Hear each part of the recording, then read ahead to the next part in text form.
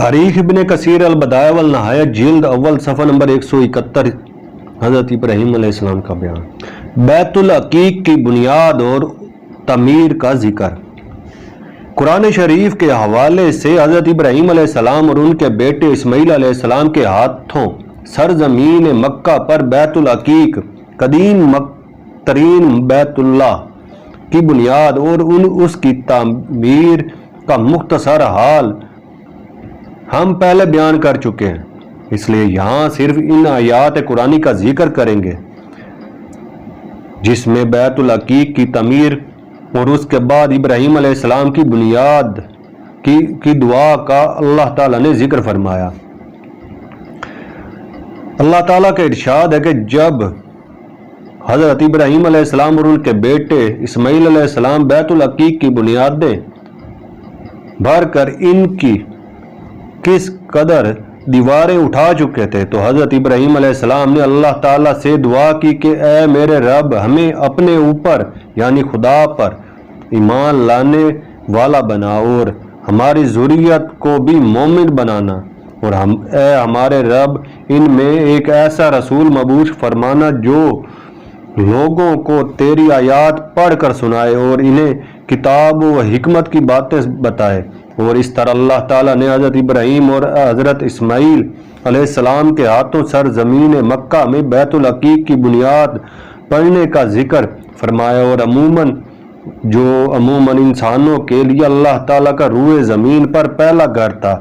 تو اللہ تعالیٰ پر ایمان لانے اور اس کی عبادت کرنے والے ہوں گے اور اس بیت اللہ کے حوالے سے اللہ کی عظمت کا ذکر کریں گے وغیرہ وغیرہ۔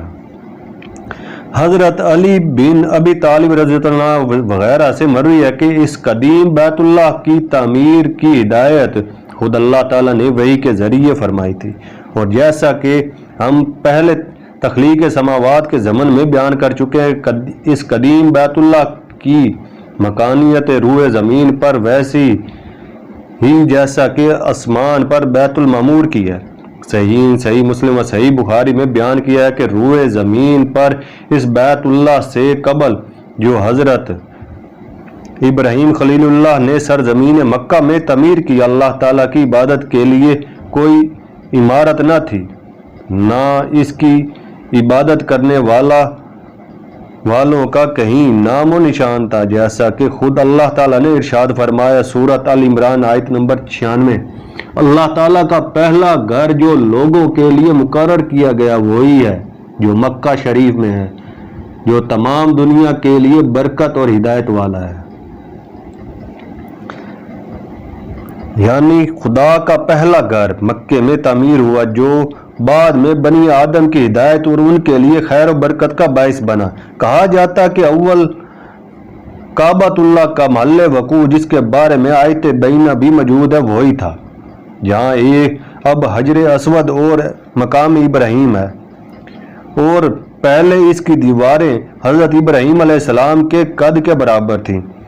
اس بارے میں ابن عباس رضی اللہ تعالیٰ نے ایک طویل روایت بیان کی ہے۔ یہ مقام ابراہیم علیہ السلام جو احاطہ خانہ کعبہ سے حضرت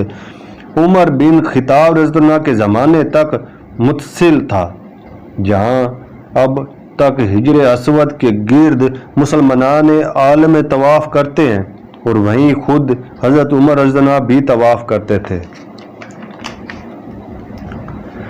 تاریخ ابن کثیر البدایہ والنہایہ جلد اول صفحہ نمبر 172 حضرت ابراہیم علیہ السلام کا بیان۔ اللہ تعالیٰ نے اپنے رسول حضرت صلی اللہ علیہ وسلم کے لیے ارشاد فرمایا تھا، سورۃ بقرہ آیت نمبر 125، ہم نے بیت اللہ کو لوگوں کے لیے ثواب اور امن و امان کی جگہ بنائی، تم مقام ابراہیم کو جائے نماز مقرر کر لو،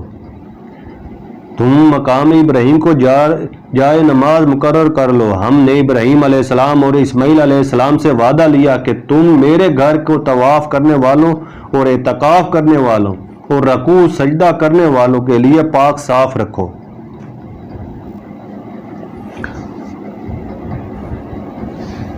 چنانچہ آپ کی امت کے لوگوں نے بھی مقام ابراہیم علیہ السلام کو بطور مصلی قائم رکھا، اسلام کے اولین زمانہ تک صحرا میں حضرت ابراہیم علیہ السلام کے قدموں میں منت الزمون کے کچھ آثار باقی تھے، جن کے مدح میں حضرت ابو طالب نے الامیہ کے نام سے ایک قصیدہ بھی کہا جاتا تھا جو اب تک مشہور ہے۔ اللہ تعالیٰ کے علاوہ اس کے رسول حضرت صلی اللہ علیہ وسلم نے بھی بار بار حضرت ابراہیم علیہ السلام کی توصیف فرمائی، اور روایت صحیحین کے مطابق آپ صلی اللہ علیہ وسلم نے اپنے خطبہ مبارک میں یہ بھی فرمایا کہ جس طرح اللہ تعالیٰ نے حضرت ابراہیم علیہ السلام کو دنیا میں اپنا خلیل بنا کر بھیجا تھا اور ان کے ذریعے اہل عالم کو ہدایت دی تھی، اسی طرح اس نے آپ کو بھی اپنا خلیل بنا کر دنیا میں بھیجا ہے اور اہل عالم کو ہدایت دینے کا حکم فرمایا ہے۔ جنت میں قصر ابراہیم علیہ السلام کا ذکر۔ حافظ ابو بکر البزرہ کہتے ہیں کہ ان سے احمد بن سنان القطان واسطی اور محمد بن موسیٰ القطان نے بیان کیا کہ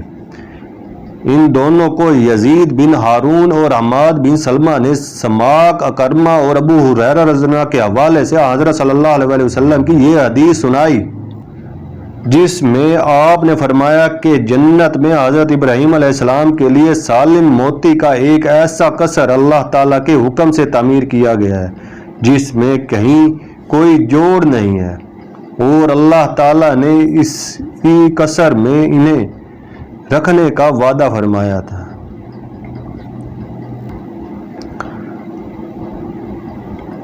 البزرہ نے حضرت صلی اللہ علیہ وسلم کی اس حدیث کے بارے میں احمد بن جمیل المروزی، نظر بن شبیل اور حماد بن سلمہ کے زبانی سماک اکرمہ اور حضرت ابو ہریرہ رضی اللہ تعالیٰ عنہ کے حوالے سے اس سے ملتی جلتی ایک اور روایت بھی پیش کیا ہے۔ اوصاف ابراہیم علیہ السلام کے بارے میں روایات۔ امام احمد رحمۃ اللہ علیہ فرماتے ہیں کہ ان سے یونس و حجین نے بیان کرتے ہوئے بتایا کہ ان دونوں نے لیث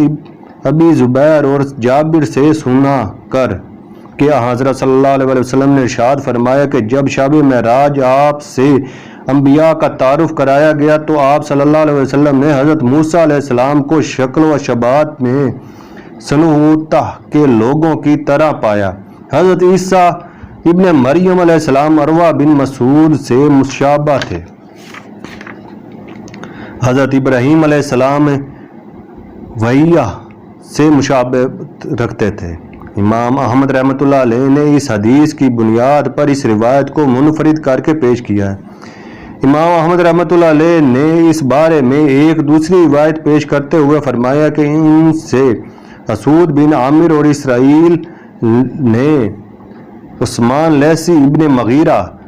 مجاہد اور ابن عباس رضی اللہ عنہ کے حوالے سے بیان کیا کہ حضرت صلی اللہ علیہ وسلم نے فرمایا کہ آپ صلی اللہ علیہ وسلم نے شب معراج میں عیسیٰ بن مریم، موسیٰ اور ابراہیم علیہ السلام کو دیکھا تو عیسیٰ بن مریم علیہ السلام کی رنگت سرخ تھی اور ان کے گیسوان کے سینے تک پہنچے ہوئے تھے، جبکہ حضرت موسیٰ علیہ السلام فربا اندام تھے۔ لوگوں نے آپ صلی اللہ علیہ وسلم سے دریافت کیا، یا رسول اللہ صلی اللہ علیہ وسلم حضرت ابراہیم علیہ السلام کیسے تھے؟ آپ صلی اللہ علیہ وسلم نے فرمایا آپ لوگ مجھے دیکھ کر ان کی شکل و شباہت کا اندازہ لگا لو۔ تاریخ ابن کثیر البدایہ والنہایہ جلد اول صفحہ نمبر 173 حضرت ابراہیم علیہ السلام کا بیان۔ امام بخاری رحمۃ اللہ علیہ سے مروی ہے کہ ان سے